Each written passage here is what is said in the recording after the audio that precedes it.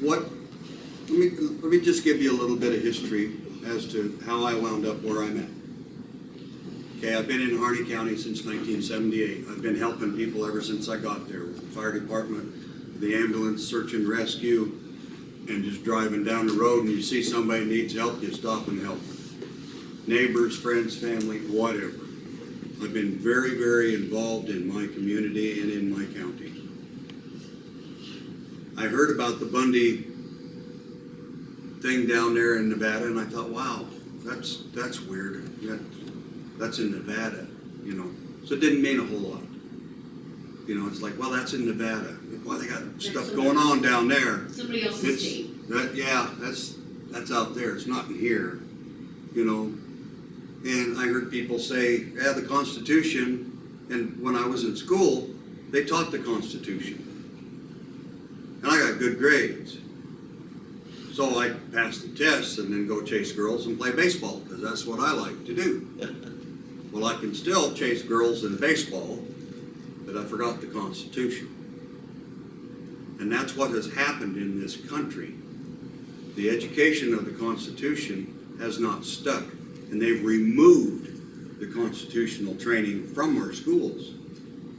So we don't know. We didn't know that the federal government was overstepping their bounds. We're just thinking, well, a bunch of jerks. God, how can they do that, you know? Well, they do. Didn't know about an authority, who had the authority to do this, that, or whatever. They were going to have a meeting at the fairgrounds. And the Hammonds had been sent back to prison again the second time. I guess everybody pretty much knows the Hammond story, you know. That started out a long time back, and it started out with water rights. And with rights, you know, you understand how the rights work. You have to claim them, you have to use them, and you have to defend them. A lot of these things I just didn't understand. Well, I hear that Hammond Bundy is coming to talk, and I heard that the Hammond's attorneys had told them that they probably shouldn't talk to the Bundys, because the federal prosecutor said if you talk to Hammond Bundy and his bunch, it's going to get a lot worse for you.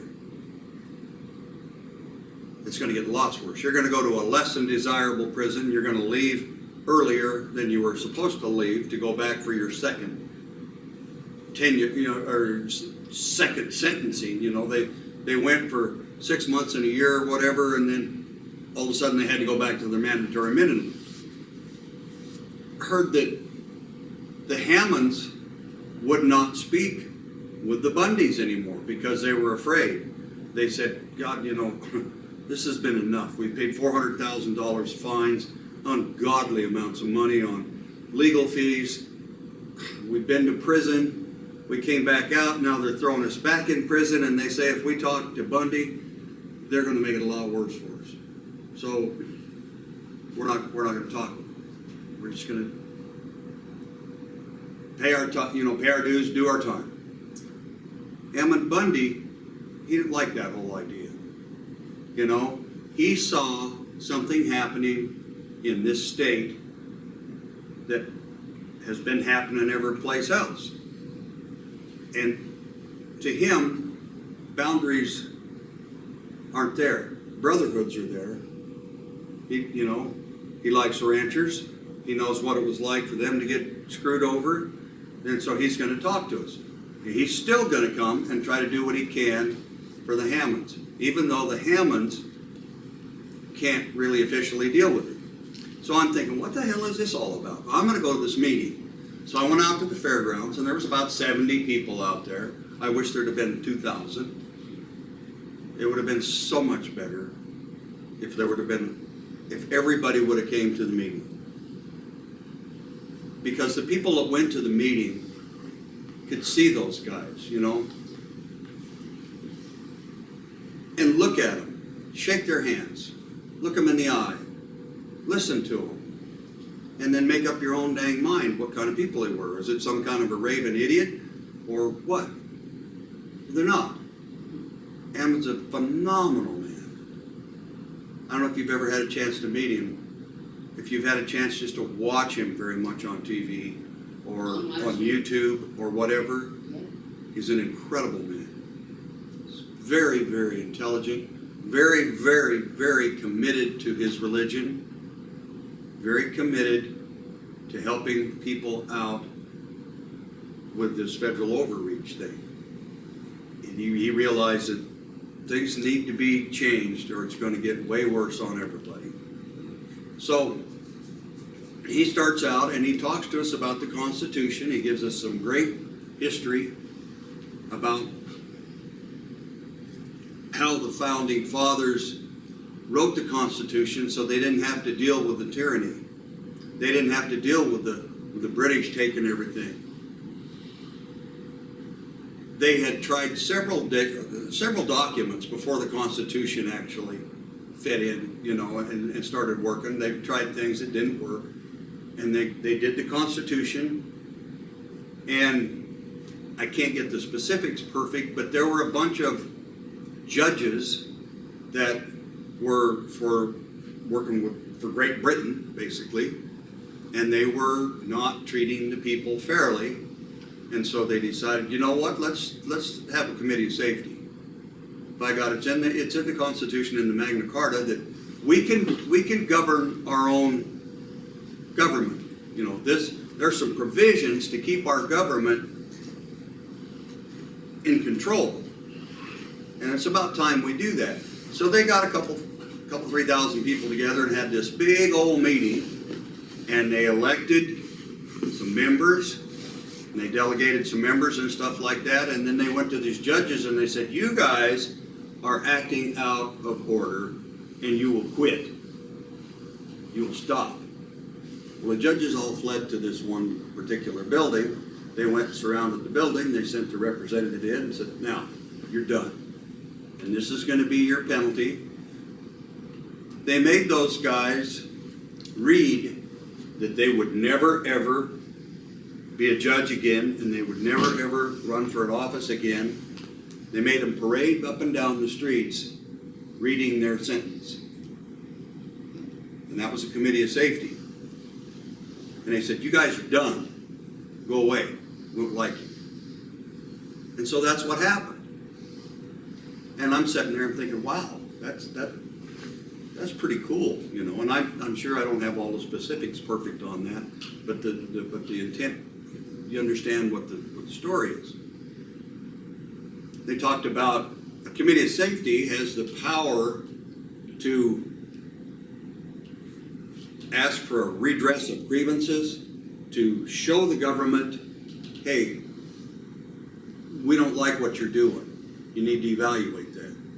You need to figure out what's going on. You need to correct that. And if you don't, then there's a push to shove thing. They can actually legally call in the militia and say, enforce what we just said.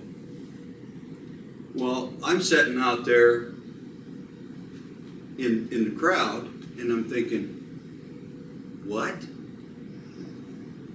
You just said the Committee of Safety has the power to call in the militia and start a revolution or whatever. They can bring armed, the militia then, was pitchforks, baseball bats, rocks, guns, mean dogs, whatever the heck, Didn't know that it meant you. Yeah. Well, now they're talking about this is what a committee of safety can do. They can go push to shove, and I'm thinking there, holy shit! I don't want bloodshed in my county. I think that people should be able to figure out if there's a problem, identify the problem, figure out what it's going to take to fix it, and then fix the problem. And you shouldn't have to have a whole bunch of violence. Somebody's talking. I think maybe it finally shut the light off. It might have overheated or something. I'll just shut it down. So anyway, that's what I'm sitting there and I'm thinking about. And Ryan Bundy, he got up and he talked. He had his portion. Ryan Payne got up. He had his portion. Ryan Payne is an incredibly intelligent man also. Very well educated. Ryan Payne's up there and he's got his pistol on there. Open carry, the Second Amendment right. That freaks a lot of people out. although it's your right. I mean, big deal. It's the West. Yeah, big deal. I moved to Harney County in 1978, and every pickup in the high school parking lot had 2 or 3 rifles in it, and they weren't even locked. Well, now, it's big bad trouble if you get, if a gun's on high school property, Anyway, instead of diverging from that, Hammond talked about that, and then they talked about the deal that we just talked about, that the BLM, or the Forest Service, the federal government, they can't legally buy land other than 10 square miles for forts and magazines and stuff like that. And what have they been doing? They've been running ranchers out of business. Back in Clark County, there were 30 some odd ranchers. Clive and Bundy was the last one alive, the last one to have a ranch. And they said he made a stand. And I always kind of wondered, why did they show up with a militia and everybody had guns, and then the federal government left? And I thought, well, the federal government has got all the billions of dollars and all the war equipment and everything. Why did they leave the Bundy Ranch? Because they were wrong. And they knew it. But the BLM is still doing those things. They're still taking lands. They're still over here in Milwaukee. They're trying to do a whole bunch. The refuge out here, the refuge in Harney County, it started out as a refuge. Franklin Roosevelt started out, and then there were a lot of ranches around there that all of a sudden, after John Sharp got done managing it, when John Sharp was there, he managed the refuge. They had cattle on it. They grazed it. They had birds up the kazoo. It was a wonderful paying operation, basically, and it worked. Well, when he died, then they got other refuge managers in there, and they quit maintaining it. They got the cattle off of there, cattle free in '83, and all of that kind of stuff. They started working on the ranchers, and the next thing you know, the ranchers were going out of business, and it was being absorbed into the refuge. Well, illegally, they can't buy that, not without approval of the legislators, and only for the docks and magazines and stuff like that. We're talking about, okay, so this overreach is going on here in Harney County also. Down in the Red River, it's the mines all over the place. They're doing all kinds of stuff. And after they talked about that for a while, Hammond was talking to the crowd, and he said, "Are you guys happy with what the federal government is doing here? Nice show of hands." Well, nobody wiggled. How many people think the federal government is overstepping their bounds? Every hand went up. How many people in here think that maybe you could do something about it? Or you should do something about it, and everybody raised their hands. He says, well, you know what? All you have to do is form your own committee of safety. Well, how do you do that? Well, you take a vote of the people. Well, how many, do you have to have a quorum? No. Whoever's at the meeting. And so we had like 60, 70 people there. How many people think would like to start a committee of safety? Somebody said, I move we start a committee of safety. And somebody else said, I second it. Oh, okay. All in favor? Everybody in the room raised their hands. Okay, we will now form a committee of safety. Okay, and I'm sitting there going, holy shit, what's going on in here? And he said, now what we need is we would open it up for nominations. Basically conducting the meeting with Robert's Rules of Order, so that you can conduct your meeting in a proper form. And they started getting nominations. And the first guy nominated, I looked at him and thought, sucker, I was the second one. I was the second one to get nominated. And I thought about it, and I thought, okay, they want me to be on the Committee of Safety. And the Committee of Safety has the authority to call in the militia. And it could, you know, there could be lives at stake here. Yeah, I'll be on that committee because I don't want to see any lives lost. I don't want to see any violence. I don't want people to start shooting each other. That's all I knew about it. That's the only reason I stayed on the Committee of Safety to start out with. I didn't have a clue what a Committee of Safety was. The other people that got nominated didn't either. There were 7 of us. So we went, and we didn't even know who the hell we were. We didn't even, you know, a couple of us knew each other, but most of us didn't even know each other. Didn't know our names or nothing.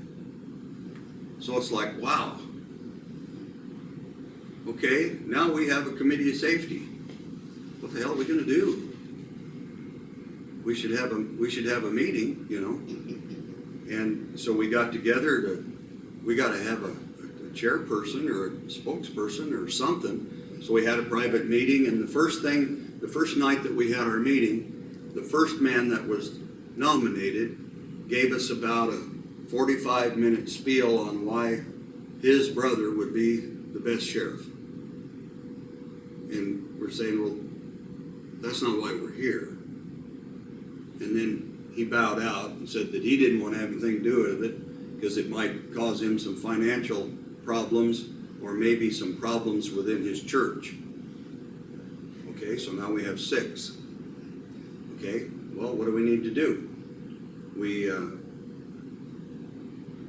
get a chairperson, Tim Smith. All right, if we're supposed to be the voice of the people, we can't. I'm not the voice of the people. I can't be the voice of the people because I don't know what the people want. So what do we need to do? We need to do a public meeting. Let's get a public meeting and find out what the people want. Okay? So right off the bat, we're going to have a meeting to see what the public want. And so we're kind of figuring that out. Then they had a rally. And it was a good rally, it really was. I'd never been to a rally in Burns, you know, or a rally anywhere. I thought maybe it was radicals doing stupid stuff, you know, and I'd heard that they were going to hand out rolls of pennies and they were going to throw coins on the sidewalk at the sheriff's office because he'd sold them out. Because the sheriff could have put a stop to a lot of what had gone on, but he didn't. So he said, well, we're the new Committee of Safety and we need to be visible so that the public will know who we are so that we can talk with them, communicate with them. So we had some signs that said, free the Hammonds. We made up our mind that we're not going to scream insults at anybody. We're not going to get violent with anybody. We're not going to throw coins. That's disrespectful. We will walk in that march, and we did. We walked in that.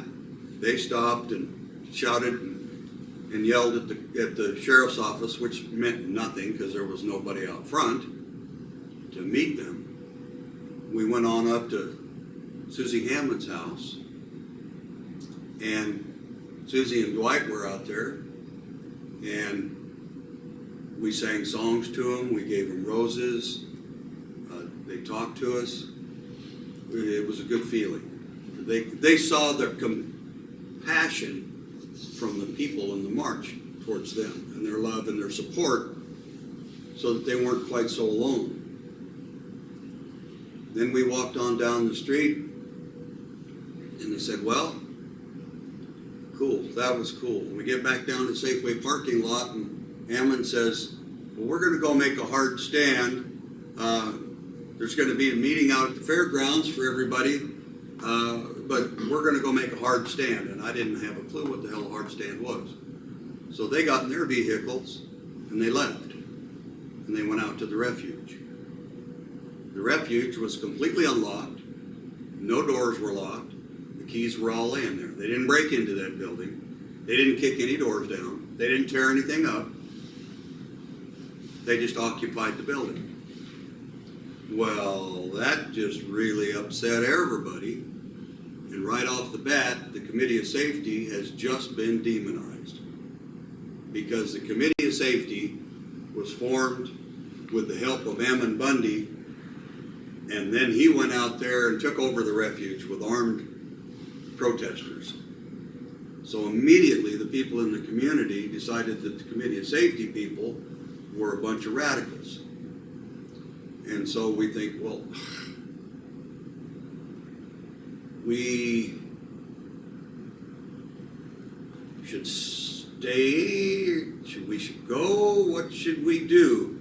So we had a meeting, and they said, well, the points are legitimate. There are things that need to be corrected. And if there is a way to go about doing it, then we should stand tall and continue forward. Let's do this. Okay? All right, so the first thing we got to do is we're going to have ourselves a public meeting and get the public in here so that we can find out what they want. You know, because I don't want to be representing the people when I'm the only person in Harney County that feels this way. I want to, you know, if you're going to represent people, you should be able to represent their feelings accurately and fairly. So, well, let's have a meeting. And so went down and we booked the Elks. Had the Elks meeting. The Elks was where we're going to have a meeting, public meeting. Okay, so we all got our little group together and we were having an executive meeting. Does everybody know what an executive meeting is? That's not privy to the public. The information's not supposed to go out to the public. It's just a informational thing. It's a planning section or session. We're having our meeting, and Judge Steve Grasty, he shows up unannounced at our meeting out at Tim Smith's office. Says, hey, you guys mind if I sit in on your meeting? And Tim says, well, this is an executive session. We're trying to figure out what we're going to do on our first public meeting. And it's really not open to the public, but we're not doing anything wrong. You're welcome to sit in. But you need to know that none of this information leaves this room. Oh, I know all about public meetings. I know all about that. I know all about the rules and the regulations. Okay. So we're sitting there and we're trying to figure out now who's going to do what. We're all going to have a segment that we're going to talk to the public about, different categories. What are we going to talk about? You know, let's talk about the Hammonds. Let's talk about the Refuge. Let's talk about the BLM, the Forest Service. You know, road closures. Lots of issues. We got a lot of problems that we're going to have to work on. So let's kind of categorize it up, and we'll each have a segment to do that. And Steve said, well, let me tell you that I think the county ought to be involved in this, and we will give you all the legal counsel that you need, and we will do this, but we need to be involved in this. And we said, this is just kind of what we're doing. You know, we're doing this, and we appreciate that. And then Tim gets a text, and he went, shit. What? It says we can't use the Elks. We can't have the Elks. What are we going to do? Melody Molt jumps up and says, well, let me go make a phone call. She goes in the other room. She comes back. We'll still have a meeting. I called, and we've got the senior center. We can get a couple hundred people in there. Senior center, the Harney County Senior Center. We've got the senior center. We can have a meeting. Okay. Well, who's going to do what? What kind of audio-visual equipment? Flip charts, dry erase, whatever, microphone. Get all the logistics done. Steve says, well, I'm about done here. I'll see you guys. Before we can even get it on Facebook, we get a call we can't have a meeting. Absolutely not. There's not going to be any meeting having anything to do with Hammond Bundy or the Committee of Safety in any county building. What the hell? We didn't do anything wrong, but all of a sudden, before we could even announce on Facebook, Steve Grasty, taking his information, raised hell, called since he's the county judge, called the senior center and said, "You're not renting the building to them." So it's like, okay, now what the heck are we supposed to do? We're the Committee of Safety, we're associated with Hammond Bundy, and we can't have a public meeting. So how are we supposed to represent the people? How are we supposed to do that? So then Grasty has a meeting at the fairgrounds, the all-purpose building. We've been told we could have no meetings having anything to do with Hammond Bundy or the Refuge or any of that stuff. Okay? So Grasty has a meeting at the fairgrounds with all kinds of news media there and bunches of cops, and that's the only thing they talked about. You know, the fact they weren't going to have any meetings having to do with any of those occupiers, except if he put it on. And so we did have an opportunity. It was a public meeting, and so the public has a right to speak. And he said that, you know, the microphone will be available for 2 minutes apiece or something like that for speakers. And it was standing room only because they'd occupied the Refuge. So everybody's freaked out. All the news media is in there. I mean, one entire, probably twice the length of this room, solid news media. Standing room only. People standing outside even with the big garage door open. Tim Smith, our spokesperson, he managed to get some time and he worked his way over there and he was waiting to be talking and I'm wandering through the crowd finding the rest of our safety committee of safety, saying, "Tim's up there. By God, I'm going to go stand with Tim. You know, he's not by himself. I'm on this committee." And I went and I stood next to him. And then pretty soon, the rest of them all showed up. All 6 of us showed up. Watch this. All 6 of us showed up and stood next to him, shoulder to shoulder, and he got the mic and he said, "I'm Tim Smith. I'm with the Harney County Committee of Safety. We just got started. We are just a fledgling group. We have been boycotted. We have been blackballed within our community. We've been trying to get a public meeting to find out what the public feels about these situations, about the BLM overreach. But we've been told by the county we can't have any meetings. We can't have a public meeting just like you're having here." And it's basically about all he said. And we got done and we left, and the next morning, Tim gets a call from Steve Grasty. My bad. I should have never done that. He says, "You guys can have a meeting at the senior center." Okay. So then we had our first public meeting.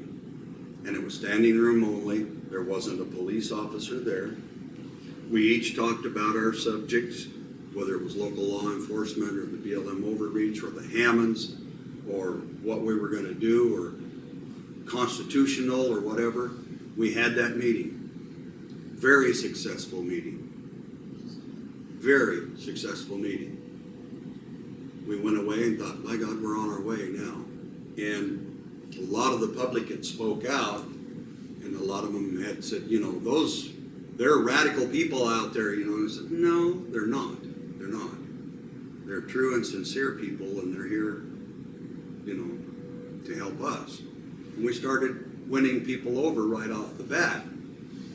Well, okay, that's all fine and dandy. Then we start going out to the Refuge as the Committee of Safety. We went out there several times, and we met with Hammond and said, okay, now, what do we need to do? You know about this committee of safety, and we don't. And Ryan Payne would talk to us and everything. We found out such neat things. Do you have any idea who signed the Declaration of Independence? How many people know that every single signature on the Declaration of Independence was a member of a committee of safety? Every one of them. Paul Revere had his letter that he was to take off with. It was signed by a committee of safety. So this committee of safety is actually something that has some historical teeth to it. It has some merit. So we thought, okay, that's cool. Then we start working on things, and people are all freaked out. The FBI was in town. I ran down the FBI agents and exposed them, by taking their license plate up to the deal. I don't know if you've heard the story or not. A couple of dishonest guys and wannabe toughs. I should have just whooped one of them just for fun. But so then I'm finding out that, by God, there's some time that's been gone on by then. When we had our committee of safety, we started talking about, let me back up a little bit. We said, what are we going to do? Okay.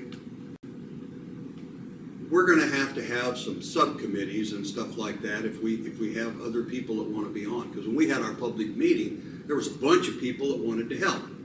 Okay, we're going to have meetings and we're going to do this. All right. We had a bunch of different subcommittees. Like, let's have a historical committee. Let's find out the history of the overreaches out by the Refuge, where they started absorbing these other ranches. Let's find out what was the procedures that were followed that were not constitutional, not legally done. Let's talk about the road closures up on the Forest Service and how that impacts us. Let's have people to do some research on these things. Let's see, if we don't have a constitutional sheriff and this is an election year and we need all new county commissioners and a new county judge and everything, let's have a vetting committee. So we have a vetting committee, and we have organized meetings. Well, tonight's a candidate meeting. Last night was also. We're having the candidate meetings so that they can come out and talk to the public, not just in Burns, but we had one in Riley last night, Druzy, down Fields, so that the people in the county can see who they have to vote for.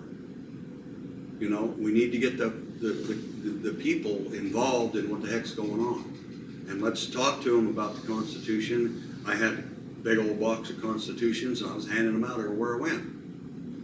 Unless you know anything about the Constitution, you can't really talk about it a whole lot. When I talk to you about the Second Amendment, or, you can't buy any land if you're government. If you go to the Constitution and look at it, then you can see. So a lot of it's education. So the Committee of Safety was educating people, trying to figure out how they could do that. Working with Hammond, trying to learn more and more on what to do, doing our own research. We don't have a radio station in Harney County right now. It got screwed up and it's defunct right now. Hopefully it'll get resurrected. So the only way that we had for communicating with people was either word of mouth, telephone, or Facebook. We don't have a TV station. So the only way we could communicate was Facebook and telephone and word of mouth. So we started posting on Facebook. Ammon got us a website. He set it up himself for the Harney County Committee of Safety. He designed it himself. He paid for it himself. He paid for our email for the first 2 years for each one of the 6 of us that was still on the committee. So we had our specific email to the Committee of Safety website. Then he told us what the password was so that we could maintain It was ours. He gave it to us. He wasn't gonna run it, and we just in the background. He said, here, it's yours. He had some things posted on there. We decided, that's a little bit radical, you know, his letter to Sheriff Ward and stuff. We didn't really even know what the heck was going on yet. And so we didn't feel as radical or as upset as maybe we do now. And so we removed the things that we thought could be construed as offensive to anybody. We looked at it and it had the Harney County logo on it and stuff. It's like, that's kind of poor taste because we're not Harney County government. Let's take that off and put a couple different pictures on there. There was one gal that Hammond had put a picture on there, and she had actually copyrighted her picture, and she was offended because she sells her pictures, and she didn't think that was very good. Well, we took that off. We don't want to offend anybody. We want to have anybody, you know, we put our own pictures and stuff up on there. Front of our website said the journey of 1,000 miles begins with the first step. And that's where we were starting, with the first step. We didn't know which way we were even going or even how to walk yet. We were just taking the first step. So we're working on that. We're working on these other committees. We're working with Hammond. There's all kinds of rumors going around about these horrible militia people, horrible Patriots and all of that. We're getting storms. The snow is coming down big time. For nowadays weather, we got more snow than normal. When I first moved there, we'd get 3 feet, you know, but not now. If you get a foot, that's a pretty good sized storm for Burns. And things get slick, they get icy. You know what the militia people were doing? You know what the Oath Keepers and the 3%ers were doing? Shoveling snow. Those horrible sons of bitches were out there shoveling fire hydrants. In the snow. I saw pictures. So here's these horrible people, these bad people, shoveling out fire hydrants. What else, what other kind of shenanigans were they up to? Yeah, no, you know, scary people, weren't they? They were scary people. You know what they were doing? You won't believe it. I probably. They were actually going to McDonald's and getting breakfast sandwiches and taking them to the armed guards at the courthouse Bringing coffee, yeah. and the airport, the FBI. Terrible human beings. These bad guys were going out there, and here's these guys with automatic weapons and all of their stuff standing out there freezing their butts off, protecting what from what. The guys out there at the Refuge were coming and going back and forth to town. Anybody that wanted to could go into the Refuge and talk with them. They were cleaning the place up. It was a mess when they got there, but they were cleaning it up. They were vacuuming floors. They were hauling trash out. They were putting out rat poison because there was rat shit all over the place. Rat urine. Just a mess, just a mess. The place had been in disrepair and disrespected.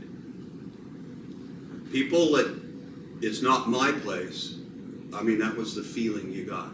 There's people working here that don't think that it don't belong to them, so they don't care. It's not their house. These guys are cleaning it up, making it better. We're going back and forth and having meetings and all of that. Fielding all of these rumors about these horrible militia people, finding out that they were the black SUVs that were all over the place were FBI. They were plants. Snipers up on the junior high. Chain link fence, concrete across city streets. That's where the armed standoff was. That's where the armed standoff was. There was no armed standoff at the Refuge. Absolutely not. Those people had weapons, and not a damn one of them would have shot 30 miles and hurt anybody in town. They shut down the schools. They shut down the BLM offices. They shut down the Forest Service. They shut down the BLM horse corrals. Everybody was scared to death of something, but it shouldn't have been people at the Refuge. They weren't threatening anybody. They weren't hurting anybody. They weren't trying to. They never did. They're not trying to intimidate anybody. whenever I went out there, I just felt love and compassion. That's all I felt from those people, you know, and sincereness. They had people working on their own laptops and doing research and stuff. What they were trying to do is get enough evidence to get the Hammonds out of prison. That's what those horrible people were doing. Yep. To show they were targeted and that they were. Yeah, that it was wrong. So we as a committee of safety, we see that more and more and more, and we're trying to keep working up and working up and working up. We still got all these problems in town, and so we said, all right, we've been, and I told them, and right off the bat, you know, after they went out and took that one, first time I went out there, I said, damn, you know, you set up a committee of safety, and the first thing you did is you demonized us. You discredited us. You stabbed us in the back. We didn't know anything about you doing that, and we're catching the flack for it. Everybody in town saying that committee of safety just took over their refuge. You know, and we didn't do that. And so we're still trying to stand strong, stand straight, and move forward. Don't lose your focus, keep going. And so we're still having our meetings, and we're meeting with Hammond. And then Grasty has his little meeting at the high school. Right after Hammond, you know, to shorten it up a little bit, we had got to the point to where, all right, we understand the issues. We understand the Constitution a whole lot better. We can still learn a lot of things. He gave us tools like, oh yeah, you're gonna watch right there. Yeah, you watch this. Under the No. eraser. No. Under the eraser. Well, these are. Those are fluorescent. They're fluorescent. Oh, I know. Well, I'm like, those are pretty color. I think they're permanent. No, they're iris. No. Oh, they're not. They're hard to see. Oh, okay. We said, how the hell do we find out about committee of safety? He says, go to committee.org. I don't know if I got that spelled right or not. I'm going to try to misspell things to make you feel better. Oh, thank you. Anyway, committee.org. So we're starting to get some information about committees of safety. That's an amazing site. Have you ever been there? Have you ever looked at it? Look at committee.org. They have purchased some of the books that the federal government has purged from our systems. They have some books that are worth $12,000, $13,000 a piece. On committee.org, there are photocopies of pages out of those books. Historical evidence that is just not found. There's bunches and bunches and bunches of information at committee.org. That helped us a tremendous amount. Because there hadn't been a whole lot of other committees of safety formed in the United States since way back when. So we didn't know what we were doing, but we're learning. And we start learning this stuff, and then Hammond says, okay, all right. Because I went out and I said, Hammond, I hear all of these rumors that you guys are in danger, you know. They've got more and more FBI coming into town. There's all of these military assault vehicles, convoys of the suckers, Black Hawk helicopters sitting out at our airport. What the hell do we need? We don't need that. What they're going to do is they're going to go in and just wipe them all out. That's the feeling, that's the rumors, that's what was talking. Some of the local law enforcement people were just freaking out, running around, just, oh God, somebody followed my son. You know, I know it was the militia. I know it was a militia because you could see the 3%er sticker in their back window and on their tailgate. I don't know how the hell you see that stuff if somebody's following you, how you can see the back of their vehicle, but I guess you can somehow. But so things were getting kind of hot, getting kind of crazy. lots of tension, lots of hatred running around town. People forming their ideas and their opinions by the slanted stuff that they were seeing on the TV, which I'll guarantee you was very, very rarely ever accurate. Almost never. You know, when it was just things were building up. I mean, the balloon was getting bigger and bigger and bigger, and it's about to pop. You know, and I'm thinking, this Hammond Bundy guy, this Ryan Bundy guy, this Ryan Payne guy, these other guys, Lavoy Finicum, my God, what wonderful people. When you shake someone's hand and look them in the eye, if you're worth a damn for anything, you got a pretty good idea about that person right off the bat. If you've paid attention to people in your life, these were good people. Good people. And it looks like they're going to wipe them off the map. That'd be a horrible, horrible, horrible, horrible waste of humanity. And I got pretty close to Hammond Bundy. I confided in him a lot. He confided in me. He would call me. He would call me a lot. And we talked. And I went out and I sat down with him and I said, Hammond, what you've done, he gave us a redress of grievances. He wanted us to take that up there and force it down their throats. By God, get it going.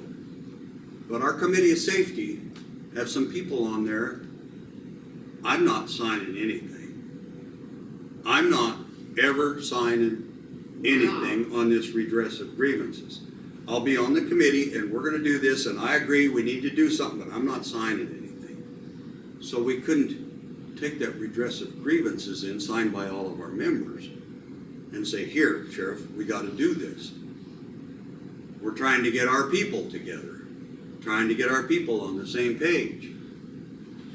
But what had happened is that the national media had got a hold of it, and there were people learning what was going on. I didn't appreciate Hammond Bundy going to the Refuge. I would never have done that. I'm a big, strong guy, and I don't have a reverse, but my cojones aren't that big. I wouldn't have ever went out there. It took a hell of a conviction for those, and commitment for those people to do what they did, and they didn't hurt a thing. But I'm starting to fear for their lives. And I sat down with Hammond, and I said, Hammond, you've proved your point. I said, do you realize that I got an email from a guy in China that used to live here that saw us? You've brought this to worldwide attention. You've brought it to worldwide attention. You've opened our eyes. We now know that there's something serious to be done. We are committed. We are standing strong. We're going to go forwards. Give us the ball. Go home. Go home to your family. Go home and remain a resource.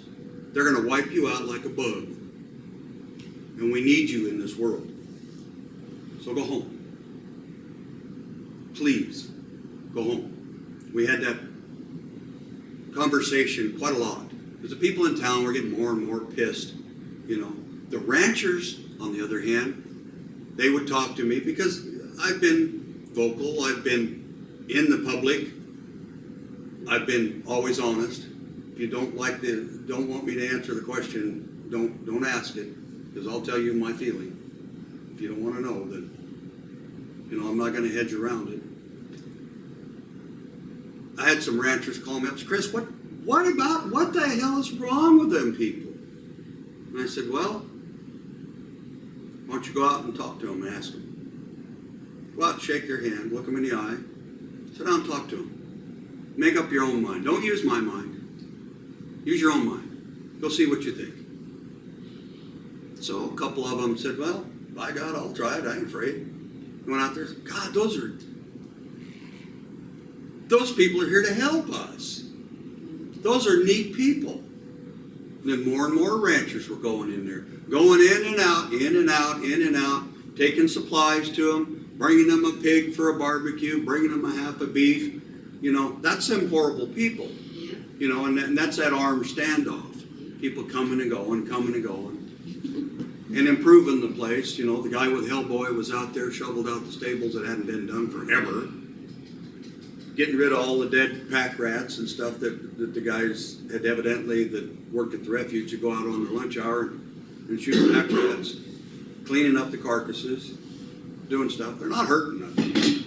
They did not hurt anything. No, they didn't hurt anything. They didn't hurt anyone. No, none at all. So anyway, we're doing these things, and I talked to Hammond, and he finally said, you know what? I am tired.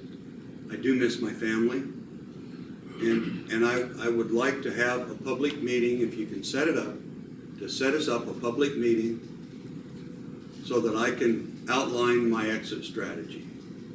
I don't know what it was because he never had a chance. I don't know if that was that he wanted us to occupy the Refuge and so he could go home or what, but he wanted to feel confident that we would carry the ball forward. And he didn't feel good about us to begin with because we didn't just do whatever he said. We said, you know, oh, I'm not signing anything, I'm not doing this, I'm not doing that. He finally had some confidence that, by God, maybe we would carry forward. And he said, I want to outline my exit strategy. And I said, okay, when do you want to do that? And this was on a Sunday. And he said, how about next Friday? I said, okay. I got on the phone. I called the fairgrounds. Jesse, what's it take to get the all-purpose building? Who is this? It's Chris Briels. Oh, you're the guy that got rid of all the yellow jackets last year during the fair. Yeah, I was doing night watch out there for a fundraiser. And they had, their steps were completely inundated with yellow jackets right at the fair office. And so they've been stinging everybody. So I'm out there at midnight and I get cans of brake fluid and I get my impact screwdriver and I disassembled the stairs and killed all the yellow jackets and became a UT road, you know. Anyway, he says, yeah, you got it. I got the calendar. I'll write your name on it. What's it cost? $100. Okay. You want me to bring it to you tonight? No. Bring it a half hour before the meeting starts on Friday. Okay. Okay, that's fine. Well, right about then is when I had accosted the FBI guys and found out what was truly going on.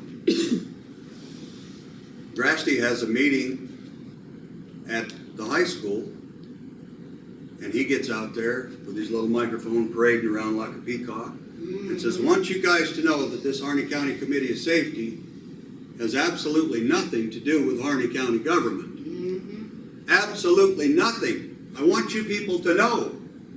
And they've got our logo on their website without our permission. Mm-hmm. They are not a member of Harney County government. Okay. Both sides of the bleachers were completely full. They would pass the mic around, you know, and I'm sitting up there and I'm still mad about the FBI guys. The microphone came along and Melody says, you should talk. That's dangerous. You don't want me talking, you know. So I'd been told to keep that a secret about the FBI, and I did until I got a microphone in my hand in front of national news media. And that's when I told them, this is what happened, and this is what I did today, and this is what I found out. FBI, and I'm supposed to keep that a secret, people? People coming around and scaring people in our community, and we're supposed to keep that a secret? No. So Grasty argued with me after that. I went outside. Sheriff's deputies came up and from Lane County, says, what about the FBI thing? And I told him, and he says, damn, we've told them and told them and told them to knock that crap off. And he said, I'm going to talk to him again. Well, that just verified what I had found out. You know, it wasn't some strange one-time occurrence. They'd already been talked to about it. Well, the next morning I get a call from Steve Grasty, and he says, I want to talk to you. Okay, I go up there. He starts it out. He says, I want you to know we've been friends a long time.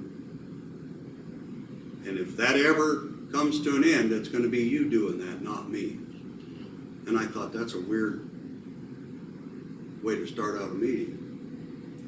And I had to go through security, armed guards all over the dang place. I had to go through the airport security kind of thing, and they found my artificial shoulder, and they found the hardware in my back where it's been fused. And they took all my stuff, my belt, my pocket knife, all of that. I went in there, and Grasty's sitting on one side of his desk. It's about this thick and about 12 foot long, and there's chairs around it. He sits on that side, and the subservient people are on this side. And he sits down, and he said, first of all, you got to get away from that committee of safety. Your life's in danger. Because I don't see why my life would be in danger. I haven't done anything wrong. And I said, you know, you said last night $80,000, $90,000 a day for security. For what? It's wrong. That's a wrong thing. And we've got streets that need repairs. We've got schools that could have something. And you're wasting this money, taking all these law enforcement people away from their communities where they could be protecting their own people in their own communities. It's wrong. You got people running around scaring people. That's wrong. It's not right. It's not even almost right. It's wrong. I said, what the hell? He says, your perception is so far off, you don't know what you're doing. You need to let us handle this. You're in way over your head. And I said, These Steve. are the big people, not the little people. Yeah. Yeah. And I said, Steve. Terrible. I said, Steve, look at me. I mean, look at me. I'm not Charles Atlas, but I'm a force to contend with. I said, look at me. What would have happened if I'd have smacked one of them FBI guys? I'd either be shot dead or in jail. And that's ridiculous. Whoa. Your perception is all wrong. You may have been dangerous at one time in your life, but you got nothing now. You couldn't hurt a flea. You've got nothing.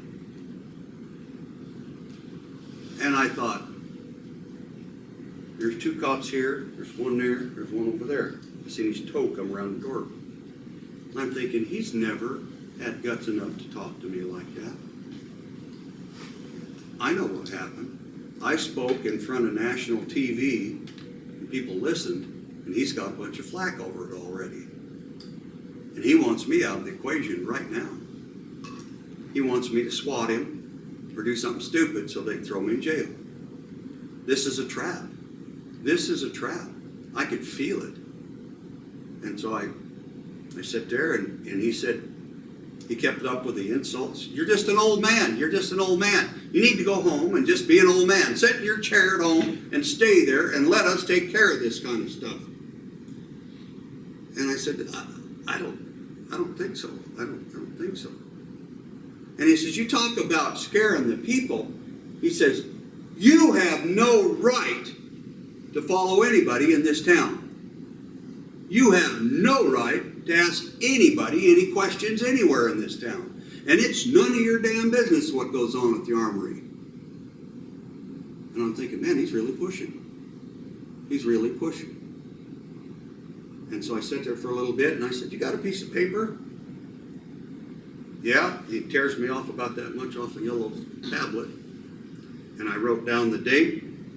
I, Chris Briels, do hereby resign my position as Harney County Fire Chief. And I signed it. And then I stood up, and he's waiting for me to reach over and grab him, except that his desk is that thick. He know I can't reach him. So he's pretty safe. Little squeak that he is. And I said, well, Steve, my perception was wrong, but now it's perfectly clear. I can understand exactly what's going on. And you, sir, have shown your true colors. Have a good day. And out the door I walked. And I went outside after I talked to the security guys some more. And I walked outside and I got on the phone and I called Hammond and I said, Hammond, we can't have that meeting.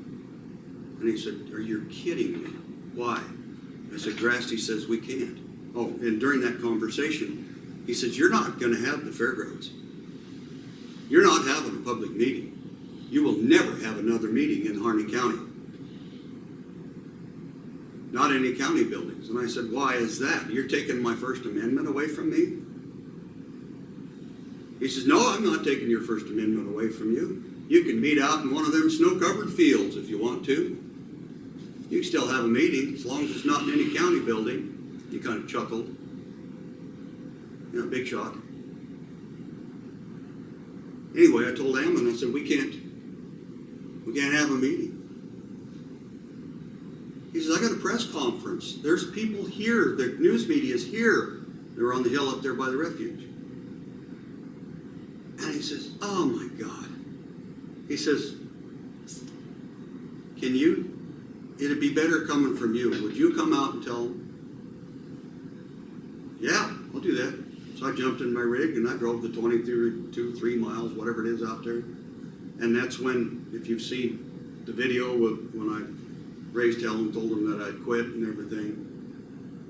And so then, okay, now we've still got a committee of safety and we're still being barred where we can't have meetings.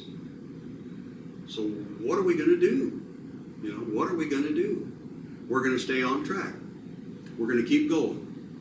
We're going to keep going. We're going to get this done. So we started talking about, by then we had our mission statement. If you're going to have a committee, you need to have a mission statement. You need to have some bylaws, a way that you conduct your meetings. You know, you should conduct your meetings with Robert's Rules of Order. We started thinking, all right, how are we going to educate people? We have Facebook, that's it. Well, after I squawked at the high school and out there at the Refuge, then I started getting calls from radio stations. Would you do an interview? They thought it was a pretty big deal that I quit my job because I just pissed off. I did not want to work for that man. And when I spoke out there, I said, any rancher needs any help, I'll come help him. But I won't work for Steve Grasty. And I won't call him judge anymore. He deserves no respect. And so, what are we going to do? We're carry forward. We've got Facebook, that's it. Well, then I start getting calls from radio stations. And I'm thinking, I don't want to be involved in that. And then I thought, well, it's a way of getting the message out. I can get out there and I can talk to people. So if you're going to have a committee of safety, you have to have a way to communicate with the people. If you don't have a TV station, you don't have a radio station, how are you supposed to do that? You can have a rally or something like that. Talk to people verbally. Wait till summer and have a meeting out in a field somewhere or in a barn. We even talked about having a meeting in a barn, you know, great big barn, roping arena or something like that. They're not going to stop us. If we have to have a meeting in something like that, then we will. You know, it'll be bring your own chair and a big coat. But we're going to keep going, you know. So we found out that we could have a meeting at Glory Days Pizza. You can get about 35, 40 people in there. And we've had speakers come in. We thought, well, we've got to get education. Part of this is we didn't know what was going on. How can the public know what to feel if they don't know what's going on? So we had Gardner come in and talk about the Constitution.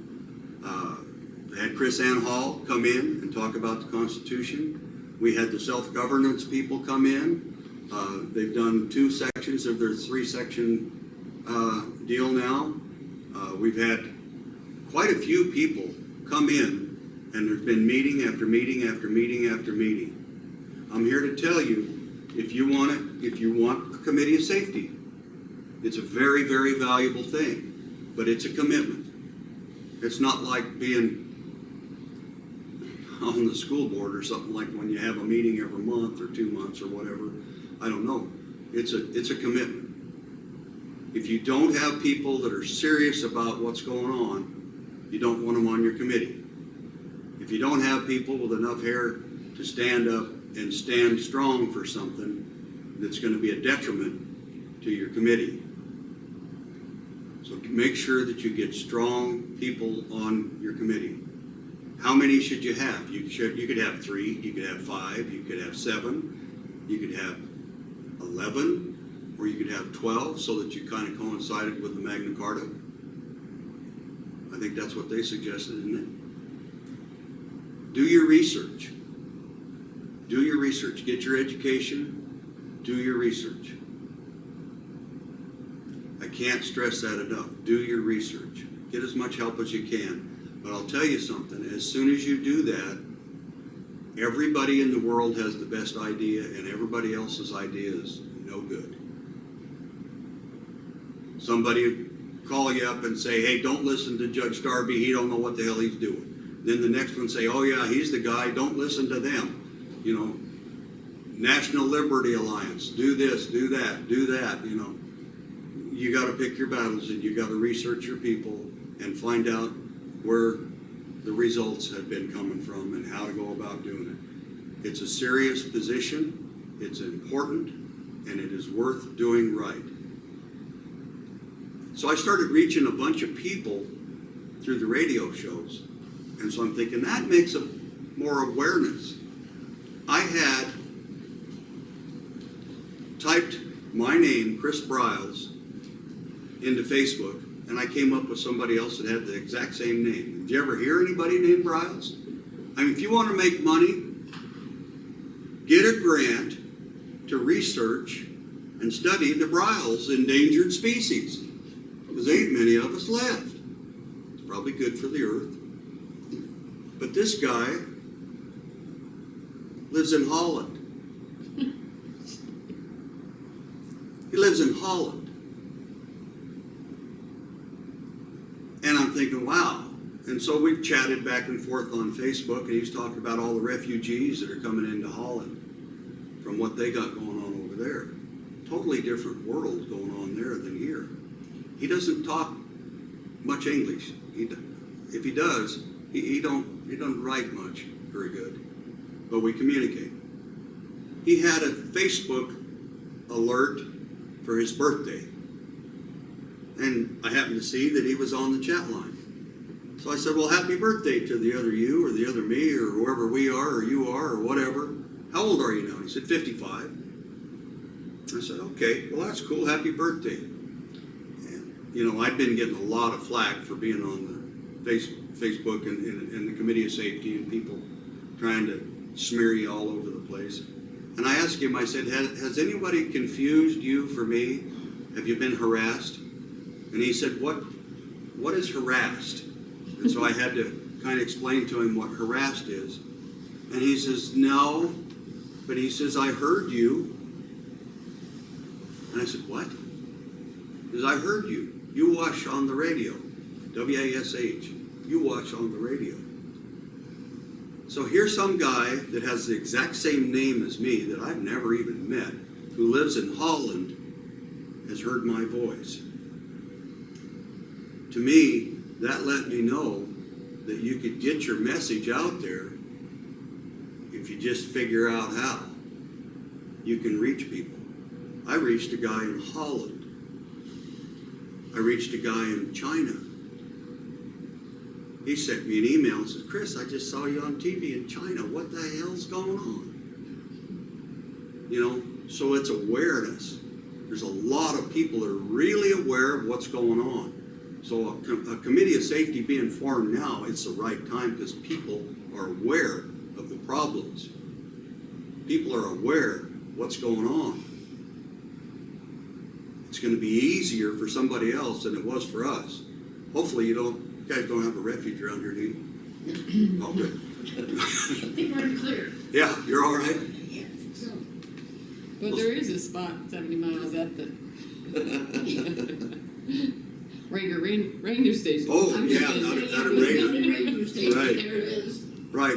One of the things that we have done, you got to get your message out there. Your vetting committee is very, very important. If you're gonna, if you don't have a constitutional sheriff, you probably need one. That's going to help you. It's not going to hurt you. Your commissioners, they need to be on the same board. You know, they need to believe in the Constitution. Any of the voted positions. You know, people should get out there. If you've got concerns, start writing your legislators, your congressmen. Make your voice heard. That's how we can do things, is by standing together and make ourselves heard. There's a lot of things that you can do, like Judge Darby was talking about. There's a lot of things you can do. The more we stand together and the more we move forward, the more we learn, the more you make mistakes. And a mistake is just a training opportunity. It's a learning opportunity. You know, and we're learning. You know, we're greenhorns at this. We don't know what we're doing. But there's a saying, as long as you're green, you grow. And once you're ripe, you rot. That is so profound. Never forget that. As long as you're green, you grow. Once you're ripe, you rot. My mom's 85 years old. She does cryptograms and crossword puzzles and watches the game shows and reads the labels on everything and eats every new item that she's never seen before. Keeps her mind sharp. As soon as you just sit in your chair and stare forward and think you know it all, you're starting to rot. So keep learning. Keep green. Keep learning. And you can learn by mistakes. That's not a bad thing. Doesn't mean you're a bad person unless you keep doing the same damn thing over and over. That's bad. So we've got, how do we go about doing it? We don't know that we're doing it the right way, but I'll tell you some of the things that we've done. We've used Facebook. We've got our own Facebook pages. We have our own website. The website, when you have a website, you can spend a ton of money on them, or you don't have to spend a ton of money on them. But you want somebody that knows how to do that. A website administrator is not a job for me. It's not something anybody can do. We've got some pretty smart people that are handling our website, and they've been doing a good job. You can put your information up there. People know that you have Harney County Committee of Safety, or now you've got Crook County Committee of Safety. You can have your own website. You can call yourself the Committee of Safety. You can call yourself whatever you want to. But you can get that information. You can take it to your sheriff with a redress of grievances, those kinds of things. You can do those things. You can get the ball to rolling. You want to have strong people. And if you have more people that want to be on your committee than what you have, your executive committee, we've got, I think we got 11 right now. But you don't want it so big you can't manage it. But you can have all these subcommittees going out all over the place, and try not to make them too big, 5 to 7, kind of like the incident command system, to where you can keep track of what's going on, and the head of the committee will come and report to you, and that way people can get on board and do something. It's all volunteer. Nobody gets a nickel out of none of this. I've spent probably $1,500 already on different things. As soon as Grasty says, do not go to the refuge, do not take them supplies, do not. Ha! Guess what I did? I took them 15 dozen eggs and 2 great big deals of gloves and 2 great big deals of glove liners and a monstrous sack of bird seed so they could feed the birds out there while they were there. And they were glad to do it, It's a lot of sacrifice. It's a lot of sacrifice. We have our Committee of Safety meetings once a week. We're having a Glory Days Pizza now is where we're having our meetings, because they've got a big meeting room in the back. And we go there and we buy a meal, which helps them out, and we have our meetings. And we have our committee reports and stuff like that. Our vetting committee has been setting up these candidate nights in different places. Another thing that we've got, you can see right there on my stuff. Hang on just a sec, I'm sorry.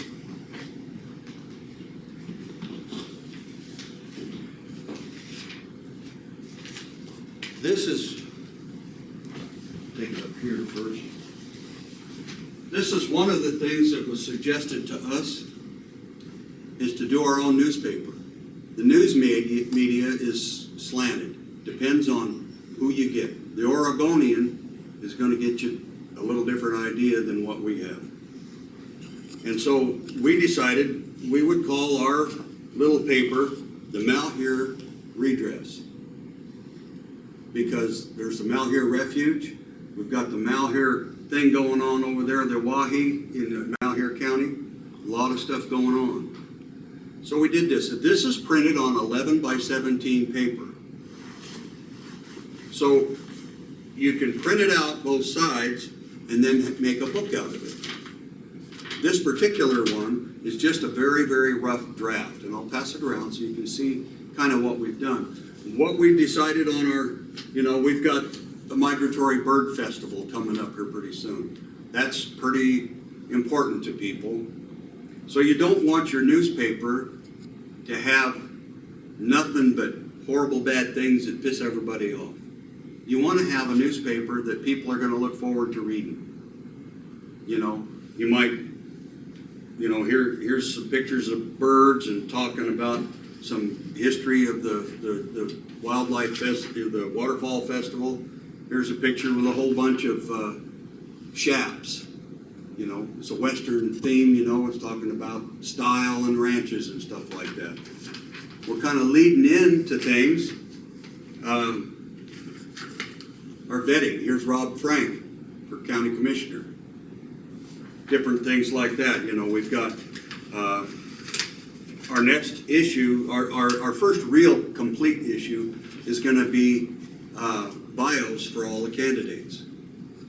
For all the candidates we've got in Harney County, and for governor or whatever, that we can get so that people will realize that it's time to vote.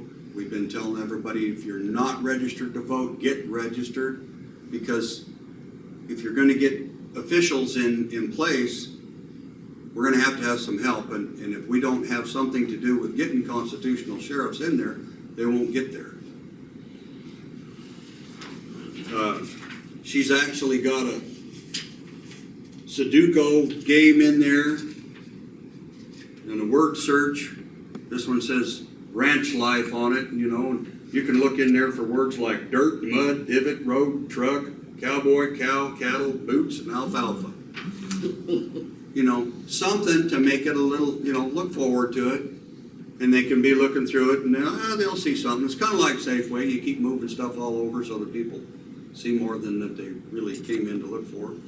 Anyway, I can pass that around. And like I say, some of the pages are upside down because the day that Katie did this, we were having all kinds of power outages, and some of that's mumbo jumbo words just as filler. We have Hi, Mom. We have 10 minutes left on that. Okay. So that's kind of what we went about that. You just give that. It's the idea. It's the intent to make a newspaper. And we're doing that in a PDF format also, so that anybody with a computer can print it off theirself if they want to. So people in the remote areas of the county that you couldn't drive down and give it to, and that cuts down on the cost. So that's something that helps. YouTube videos, you can do that. The radio shows. If you have a TV, I guess you guys got Bend right close by. I don't know if you've got a TV station here in Prineville. You do? Well, not in Prineville. No, but you got something close by. You have to be able to get stuff out. When you're communicating back and forth with your committee of safety, you can do a lot of that with emails.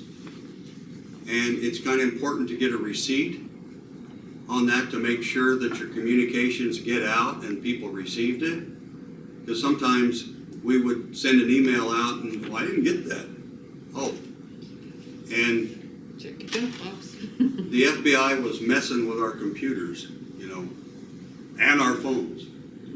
I've had my computer sitting there doing a radio show on Skype, not touching it, and see my mouse start, the cursor just going all around the screen, and different things happening on my computer without me touching it. The technology is out there.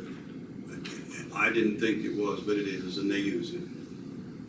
So you want to make sure that when you're communicating, if you're telling somebody something, you want to know that they're hearing it and that they're getting the information. Some of our other committees have been, like I say, the history, the land issues. You can communicate on your web page. You can get your emails on the web page. You can have dedicated emails on your web page where people can send you messages and get stuff back.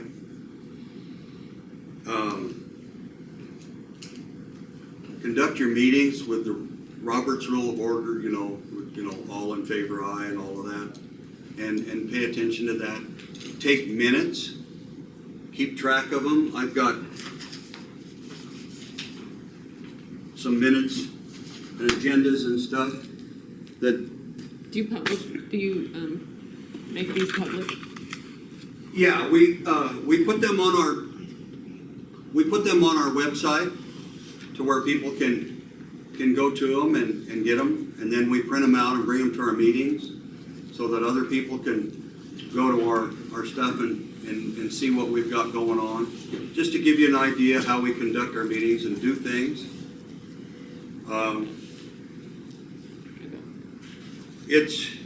I don't know. I could go on and on and on. Do you guys have any particular questions or something that I haven't covered? Okay, that's We don't fine. really have time to keep going. Okay, We will have I questions. got a question. you bet. Can I access your website? You bet. Information? You bet. Harney County Committee of Safety.